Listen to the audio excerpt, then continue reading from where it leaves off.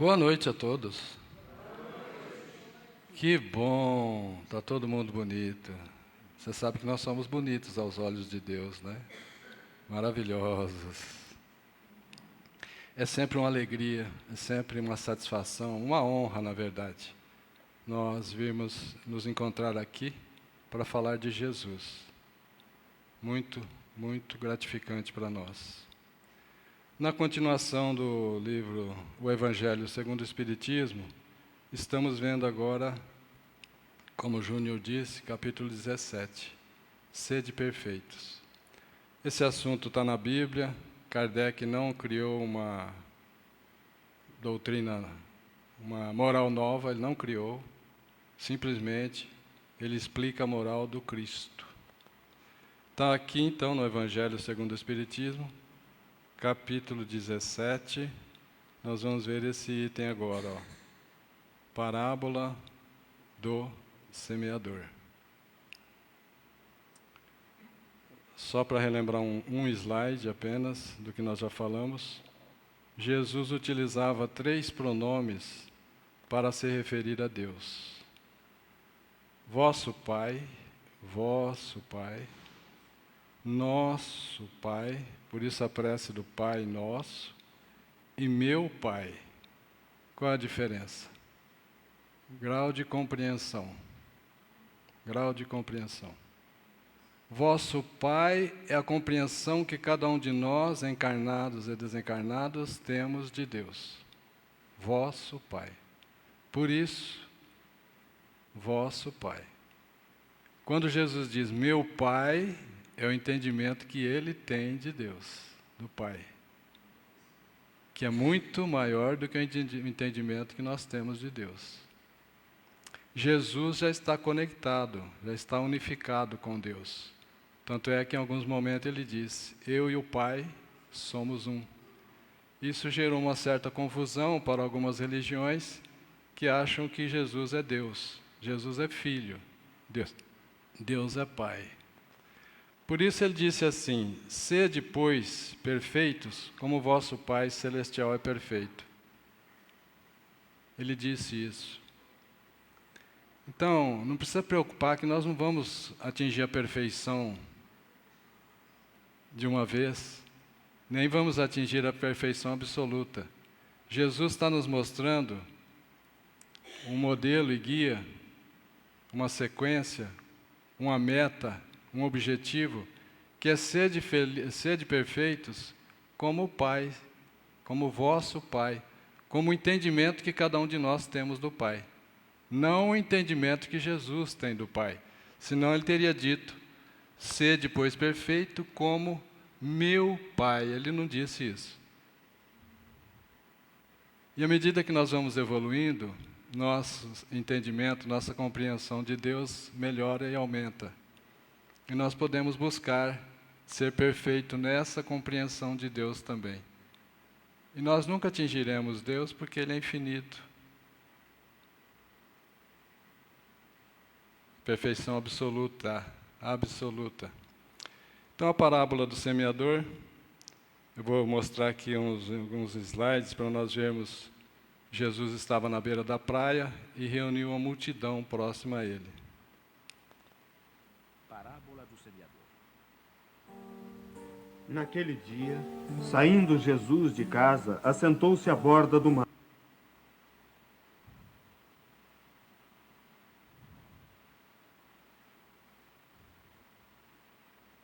Parábola do semeador. Naquele dia, saindo Jesus de casa, assentou-se à borda do mar. E vieram para ele muitas gentes, de tal sorte que, entrando em uma barca, se assentou, e toda a gente estava em pé na ribeira. E lhes falou muitas coisas por parábolas.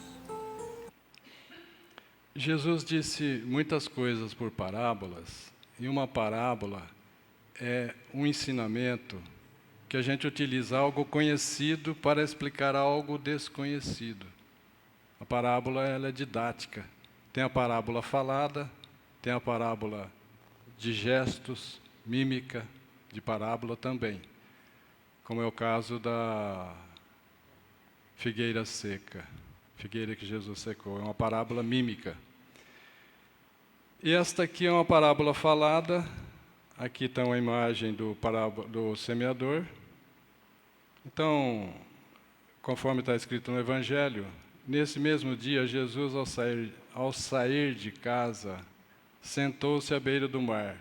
Reuniu-se ao seu lado, ao seu redor, uma grande multidão de pessoas. Foi por isso que ele subiu numa barca e todo o povo ficou em pé na margem.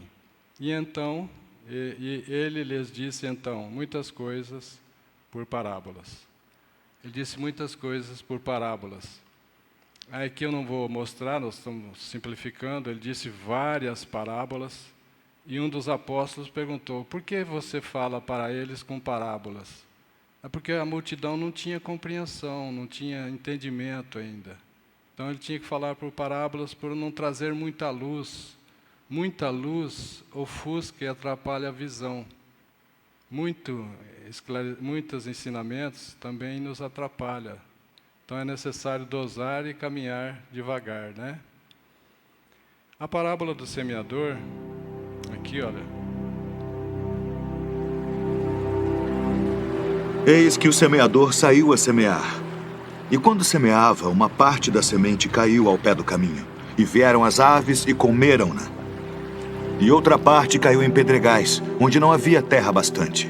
E logo nasceu, porque não tinha terra funda. Mas vindo o sol, queimou-se e secou-se, porque não tinha raiz.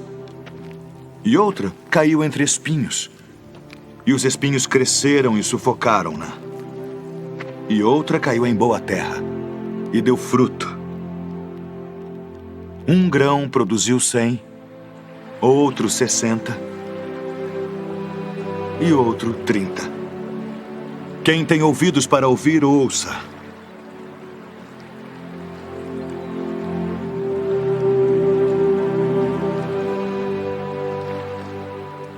Eu vou mostrar frase por frase agora.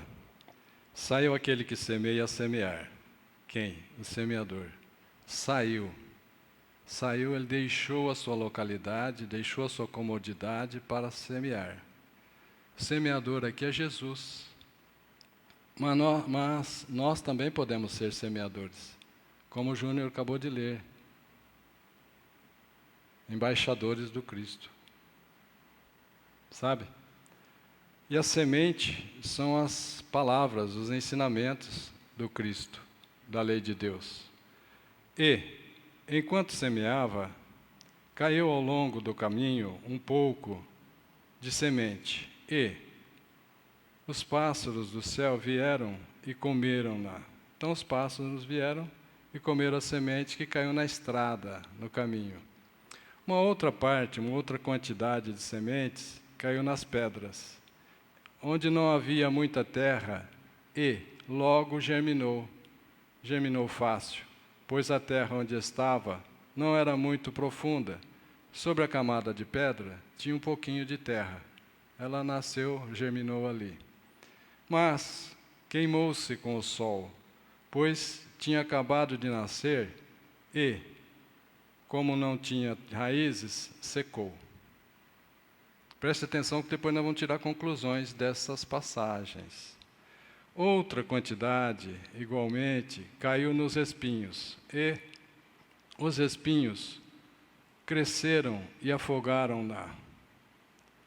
Uma outra quantidade de semente, enfim, caiu na boa terra, que dava frutos, havendo grãos que rendiam 100 por 1. Grãos que produziam 100 para cada um plantado. É o caso do arroz também, né? Um grão de arroz produz mais de 100 grãos de arroz. Outros 60 e outros 30. Que ouça aquele que tem ouvidos de ouvir. Mateus capítulo 13. Aqui eu fiz um resuminho, porque é muito importante a gente observar essas passagens, Algumas sementes caíram à beira do caminho e os pássaros comeram-na. Outras caíram em lugar pedregoso, muita pedra. Germinou, mas não tinha raízes, né? Logo morreu. Outras caíram entre os espinhos, e os espinhos cresceram e sufocaram-na. Por último, algumas sementes caíram na terra boa, germinou e rendeu frutos. Alguns produziram, um grão produziu 100, um grão produziu 60 e o outro grão produziu 30. Agora vamos analisar. Escutai, vós outros, a parábola do semeador. É que os apóstolos, quando ouviram essa parábola, não entenderam. E Jesus explicou esta parábola. Então, nos evangelhos, tem 2 parábolas que Jesus explicou. Ele deve ter explicado outras também para os apóstolos, mas não ficou registrado. Essa está registrada a explicação de Jesus. Escutai, pois, vós outros, a parábola do semeador. Escutai, meus discípulos, ele está dizendo. Está explicando para os discípulos. Serve para nós também. Escutai, pois, vós outros, a parábola do semeador. Todo aquele que ouve a palavra do reino de Deus, e não presta a menor atenção, surge o espírito mau e arrebata o que se havia semeado em seu coração.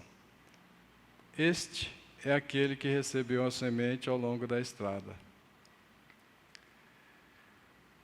Simboliza aquelas pessoas que não estão nem aí.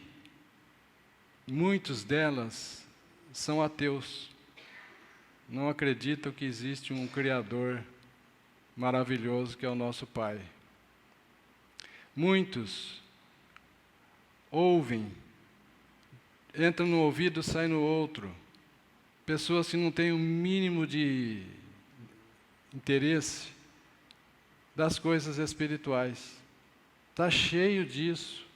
Tem muito, mas é muita gente nessas condições aí fora.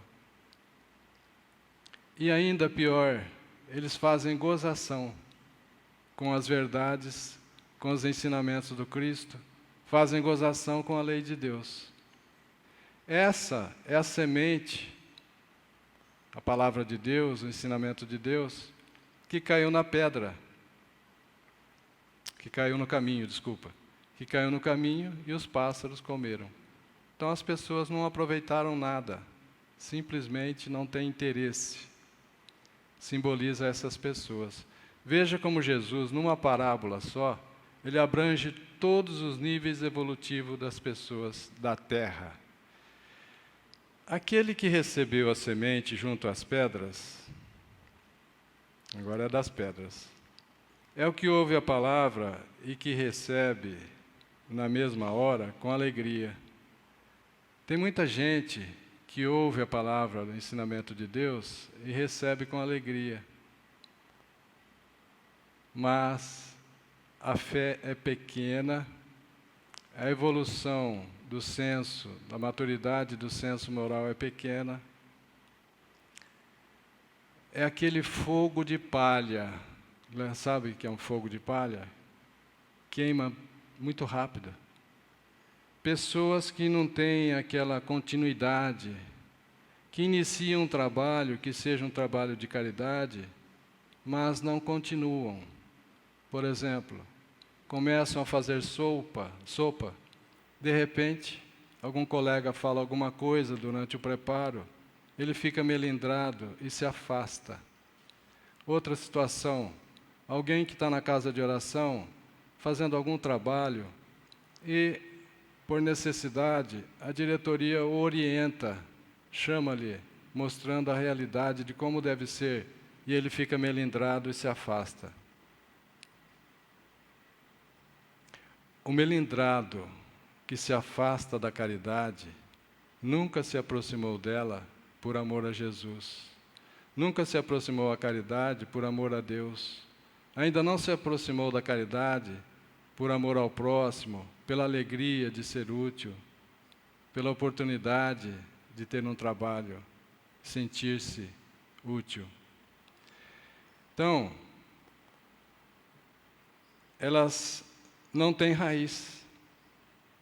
Primeiro que a fé é uma fé vacilante, é uma fé pequena, Não é aquela fé robusta, não é aquela fé verdadeira que encara a razão da filosofia, da ciência, da religião em qualquer época da humanidade.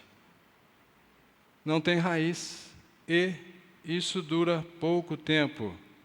E, quando lhes sobrevêm tribulações e perseguições, por causa da palavra, por causa do ensinamento, por causa da lei de Deus, logo se escandaliza, logo se afasta. Aqui, tribulações e perseguições está mais relacionados aos primeiros cristãos, que eram perseguidos, que eram apedrejados. E muitos tinham que renunciar a Jesus para não serem apedrejados. Então, esse ainda tinha uma fé pequena. Está simbolizado pela semente que caiu nas pedras.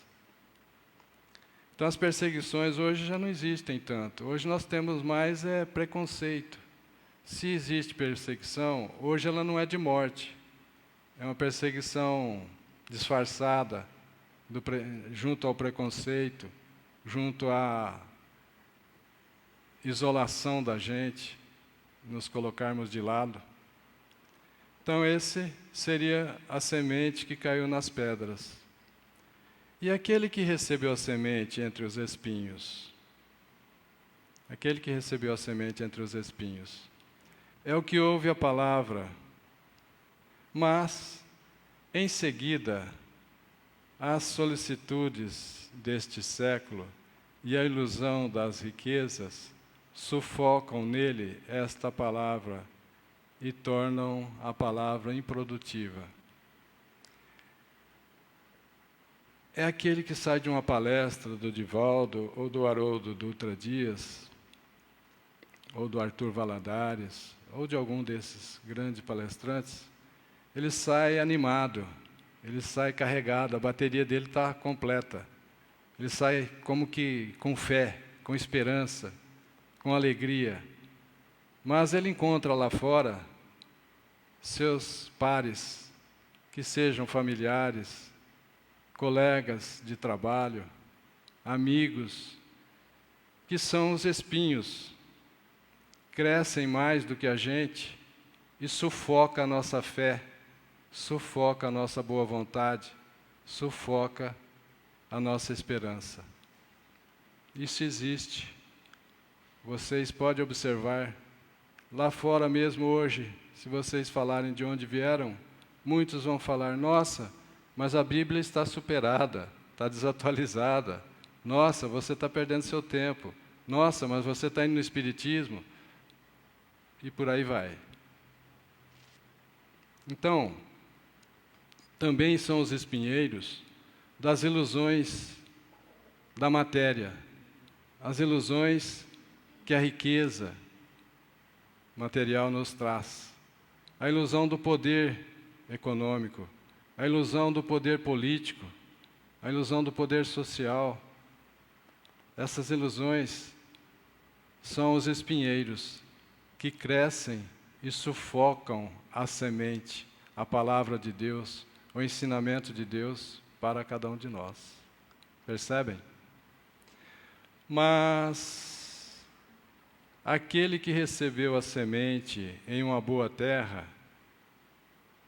é aquele que ouve a palavra de Deus, que ouve os ensinamentos, que lhe dá atenção e ela, a palavra, o ensinamento frutifica e rende 100 ou 60 ou 30 por 1. Mateus capítulo 13, versículos 18 a 23. Então veja que a parábola do semeador está seguida de uma explicação do próprio Jesus de Nazaré, mostrando 6 níveis de evolução. 3 improdutivos, aquela semente que caiu no caminho, a outra semente que caiu na pedra, a terceira semente caiu nos espinheiros. E as outras 3 sementes? As outras 3 qualificações que nós estamos dizendo.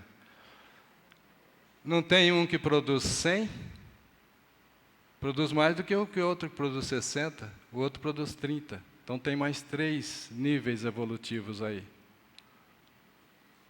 Que produz 100.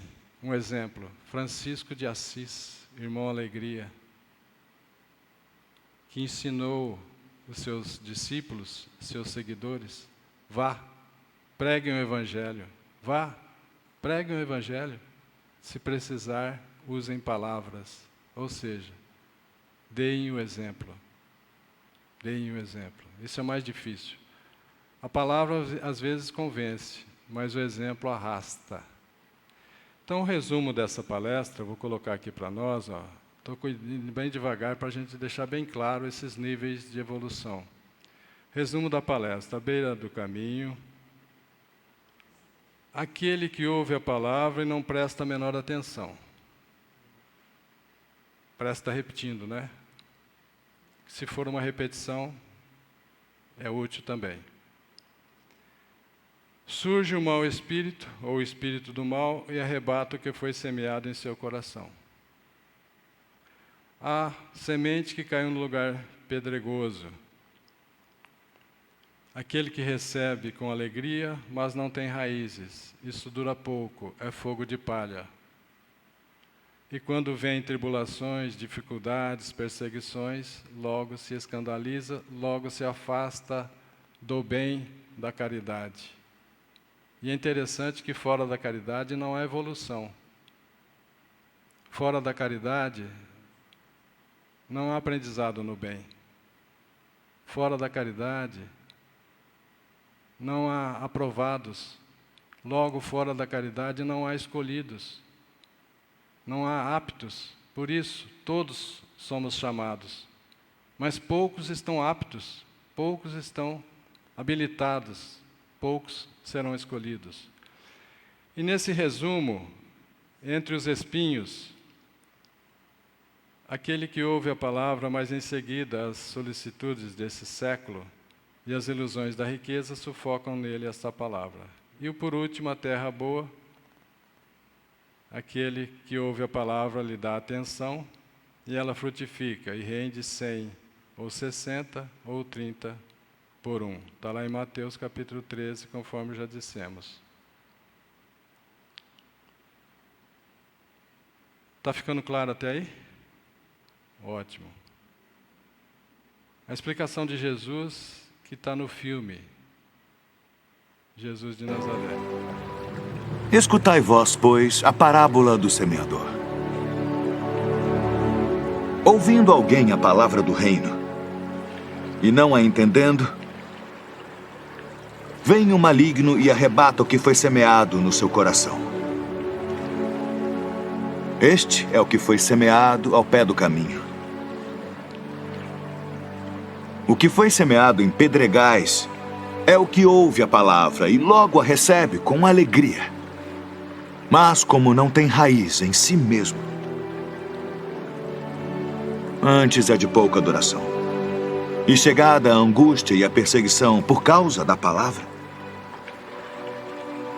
logo se ofende. E o que foi semeado entre espinhos é o que ouve a palavra. Mas os cuidados deste mundo e a sedução das riquezas sufocam a palavra. E fica infrutífera. Mas o que foi semeado em boa terra é o que ouve e compreende a palavra. E dá fruto. E um produz 100, outro 60 e outro 30.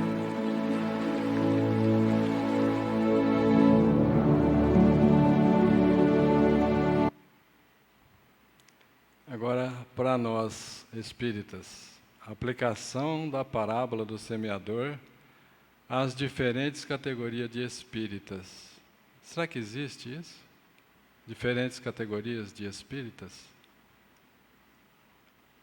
Existem espíritas que estão envolvidos com a doutrina e existem espíritas em que estão comprometidos com a doutrina. Sabem a diferença? um exemplo para a gente pegar a diferença. No lanche de ovo com bacon, a galinha está envolvida, ela deixou o ovo e foi embora. Mas o porco está comprometido. Ele deu a vida para que o lanche se realizasse. Os cristãos, os primeiros cristãos, deram a vida para que o cristianismo chegasse até nós, para que nós tivéssemos a informação maravilhosa, os ensinamentos maravilhosos do Cristo. Na doutrina espírita nós temos que estar comprometidos. Comprometidos no sentido de que o que é mais importante para nós são as atividades espíritas. O que é mais importante para nós é a preparação do nosso espírito. É a preparação espiritual que cada um de nós tem que realizar, e é essa que será nos pedida e será aquela que nos tornará felizes em mundos mais adiantados.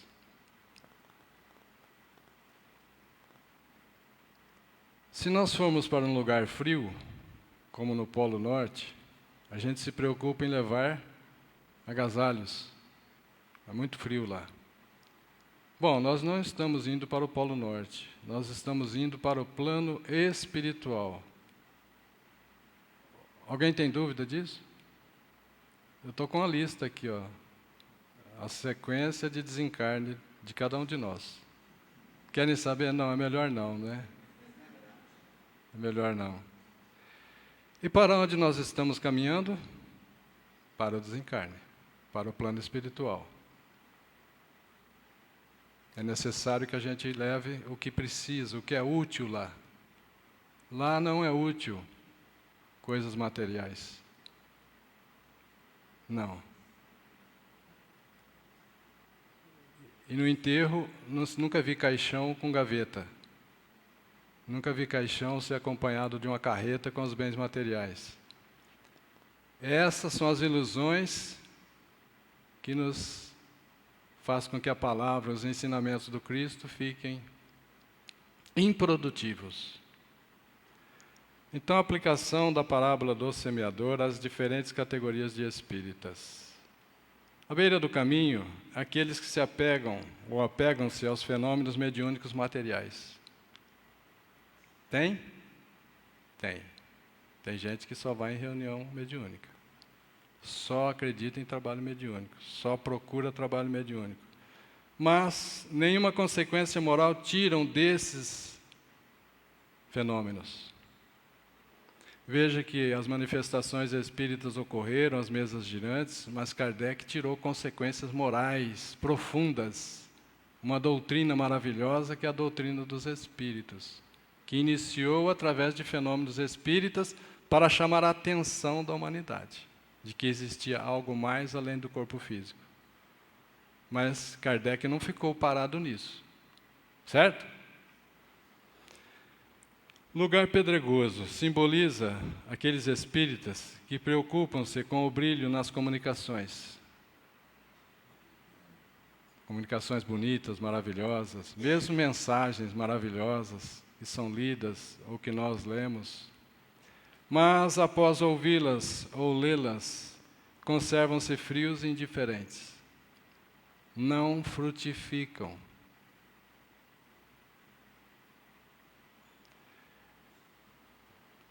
Categorias de espíritas,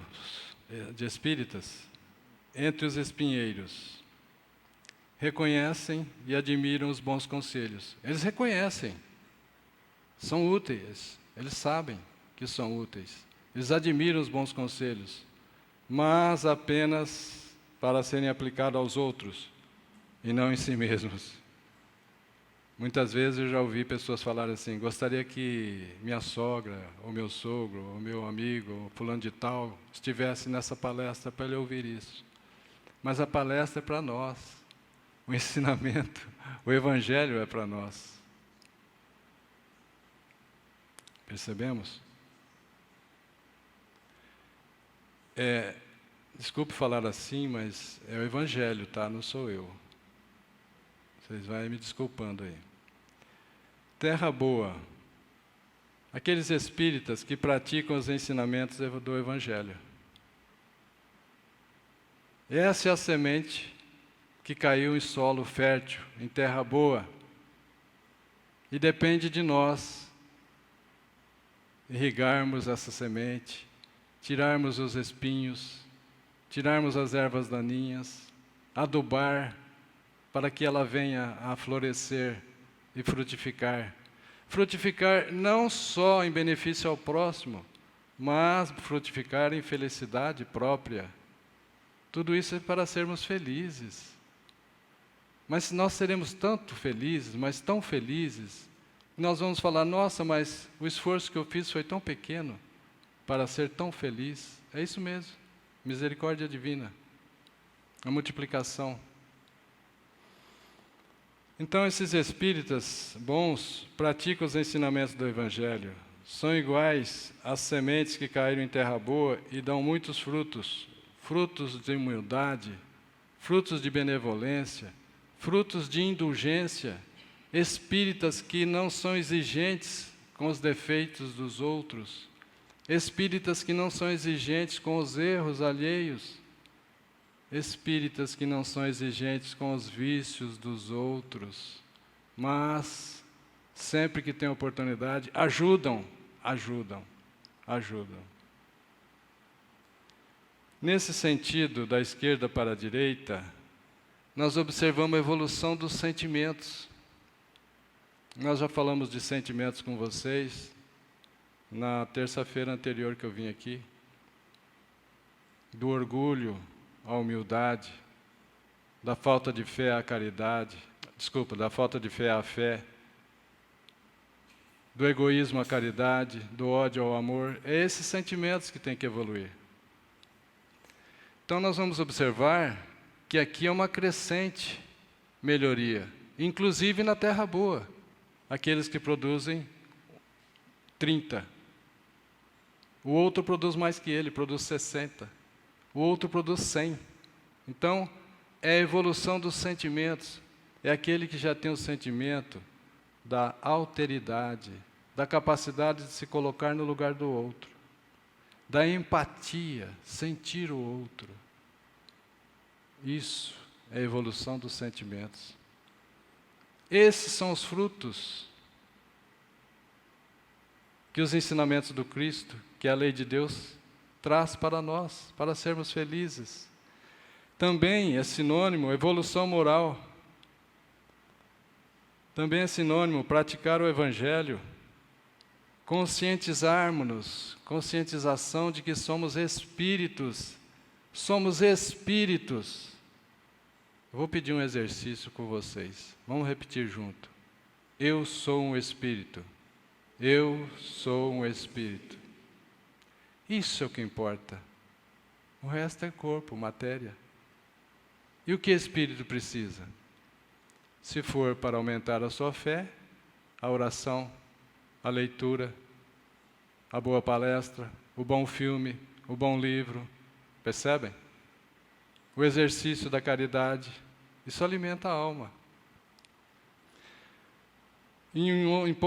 Numa frase, maturidade do senso moral, conforme diz Kardec. Maturidade do senso moral. Então, esse capítulo, sede perfeitos, qual a essência da perfeição? Eu já passei esse slide. A essência da perfeição é o amor.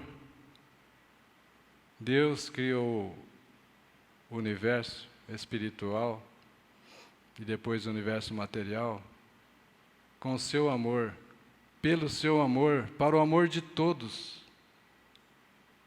Quando Deus criou cada um de nós à sua imagem e semelhança, Ele fez isso num ato de amor infinito, infinito. Nós não temos noção do que é isso. A essência da perfeição é o amor, em sua mais ampla significação. É quando o amor ao próximo se expande até amar os inimigos.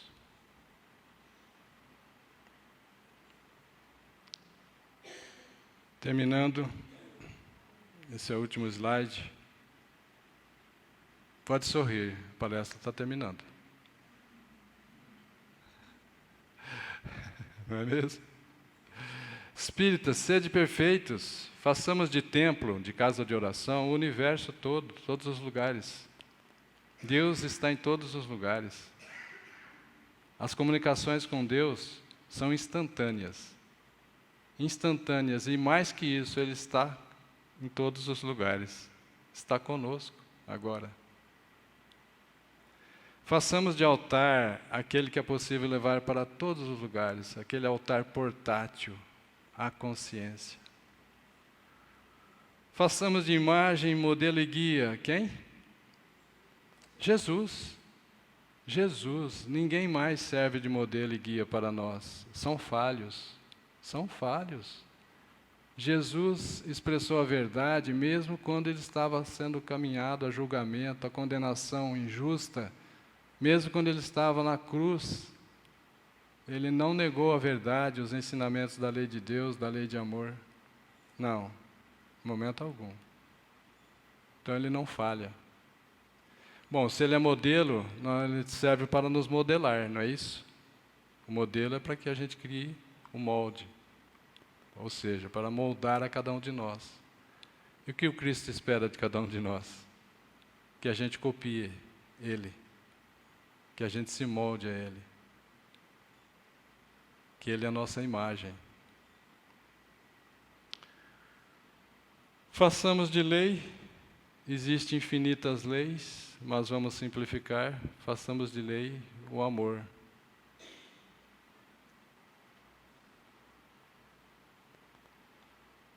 Muito obrigado, muita paz a todos.